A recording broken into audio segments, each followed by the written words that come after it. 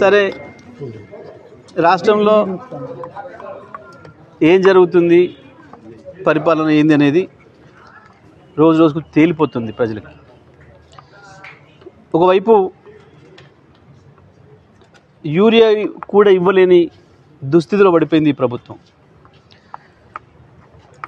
సరే, మేము గత 10 ఏళ్ళు ఇచ్చిన కరెంట్ ఇవ్వలేకపోయినారు, సాగునీళ్ళు ఇవ్వలేకపోయినారు, తాగునీళ్ళు ఇవ్వలేకపోయినారు. రైతులు వాళ్ళ కష్టం చేసుకొని వాళ్ళు డబ్బులు పెట్టి కొంటామంటే కూడా యూరియాను కూడా కనీసం సప్లై చేయలేని ఒక దరిద్ర ప్రభుత్వం ఇవాళ తెలంగాణలో మనం చూస్తున్నాం. 2 సంవత్సరాలుగా ఇచ్చిన హామీ ఒక్కటి మొదలు పెట్టకపోగా రకరకాల సమస్యలను సృష్టించి ప్రజలను ఇబ్బందుల పాలు చేస్తూ డైవర్షన్ పాలిటిక్స్ చేస్తూ ప్రభుత్వం పబ్బం గడుపుకుంటుంది.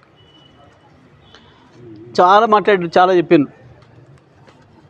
కరెంటు మీద కమిషన్ అయిపోయింది, కాలుష్యం మీద కమిషన్ ఒడిచిపోయింది, అదేంది ట్యాపింగ్ కేసు ఖతం అయిపోయింది, చెప్పింది ప్రతిదీ అబద్ధం అని చెప్పి తేలిపోయింది. ఇక ఈ formula, A formula, B formula, C formula అని ఒకటి పనికి మాలిన ఫార్ములాని పట్టుకొని కూర్చున్నారు. దాంట్లో ఏమీ లేదు. వాస్తవానికి ఈ ఫార్ములాలో పెట్టాల్సి వస్తే రేవంత్ రెడ్డి మీదనే కేసు పెట్టాల్సి ఉంటుంది. ఎందుకంటే సక్సెసివ్ ప్రభుత్వంగా మీ బాధ్యత, గత ప్రభుత్వం చేసిన పనులను కొనసాగించాల్సిన బాధ్యత, వాటిని పూర్తి చేయాల్సిన బాధ్యత,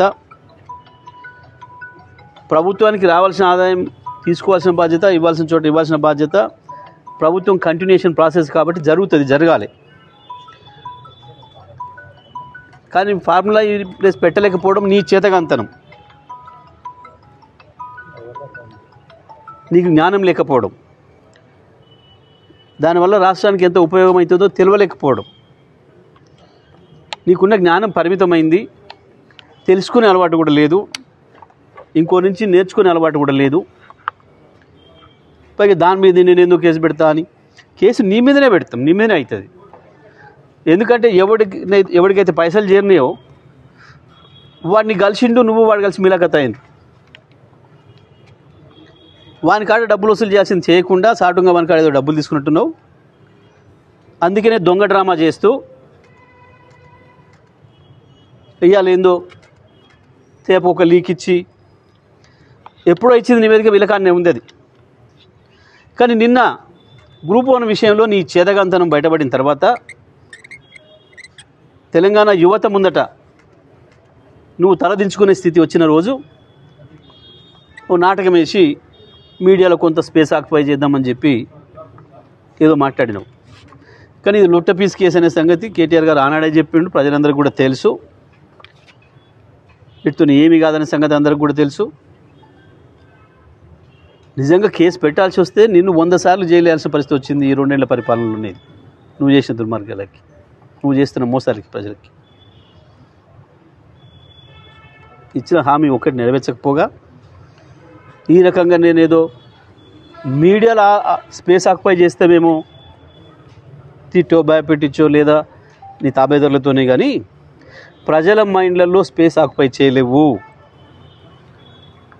రైతులు ఎట్లా శాపనార్థాలు పెడుతురో చూస్తున్నాం, మహిళలు ఎట్లా శాపనార్థాలు పెడుతురో చూస్తున్నాం, యువత ఎంత కోపంగా ఉందో చూస్తున్నాం. నువ్వు నీ చేత చంపబడ్డ విద్యార్థులు 100 మంది పైగా ఇప్పటివరకు నువ్వు పెట్టిన విషాహారం వల్ల చచ్చిపోయిన విద్యార్థులు, వాళ్ళ ఆత్మలు కూడా నీ చుట్టే తిరుగుతుంటాయి. ఒక్కటి కూడా తప్పుకోలేవు నువ్వు చేసిన పాపాల నుంచి. ఇవాళ ఏదో గిది దీంతో ఒక పూట గడుపుకుంటా అని అనుకుంటున్నామేమో. ఈ పూట గడుపుకోవడాలు ఆ నిమిషానికి ఎలా తీసుకోవడాలు కాదు. ప్రభుత్వం అంటే ప్రభుత్వం ప్రజలకు జవాబుదారీగా పనిచేయాల్సిన అవసరం ఉంది. ఇక నువ్వు కేసీఆర్ని తిట్టడం, కేసులు పెడతాననడం ఇవి ఒడిచిపోయినాయి. ఇక బంద్ చేసుకో. ఇవి ఈ చిల్లర టాక్టిక్స్తో నువ్వు ప్రజల్ని ఏమర్చలేవు. కొత్తది ఏదైనా వెతుక్కో. రేవంత్ రెడ్డి ఈ ఫార్ములాలు ఏ ఫార్ములాలు అన్ని ఫార్ములాలు వచ్చిపోయినాయి. నీ ఫార్ములానే పనికిమాలింది అని అర్థమైపోయింది ప్రజలకి.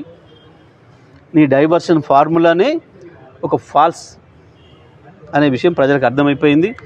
ఇక నువ్వు ఇప్పటికి ప్రజల్ని మోసం చేస్తా అనుకుంటే నీకు తెలివి తక్కువతనం, ఈ పనికిమాలి అన్నీ కూడా ఉంటాయి.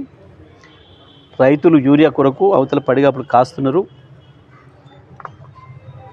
వాళ్ళ శాపనార్థాలు కూడా ఏడికి పోవు, గుర్తుపెట్టుకో. ఇవి కొత్తగా ఇయ్యాలేందో నువ్వు చెప్పలే, దీంతోనేమో అయ్యేదేం లేదు. ఒక పూట మీడియాలో ఉండవచ్చు, కానీ నువ్వు శాశ్వతంగా తెలంగాణ ప్రజల దృష్టిలో మాత్రం ద్రోహిగానే మిగిలిపోతా ఉందలేం సందేహం లేదు. బహుశా నీకు ఎక్కువ కాలం కూడా లేనట్టుంది, సమయం కూడా దగ్గర పడ్డట్టుంది. ఎందుకంటే నువ్వు చేస్తున్న పనితోని మూడి మందం బహిరంగానే బయట పెట్టుకున్నావు సిబిఐకి ఇవ్వడంతో. బహుశా మీ నాయకుడికి ఇప్పుడు కళ్ళు తెరిచినట్టున్నాడు, ఇప్పటికి అర్థమైనట్టుంది పైన కూడా మీ బంధం ఎంత పటిష్టమైందో. చోటబాయ్ బడేబాయిల బంధం.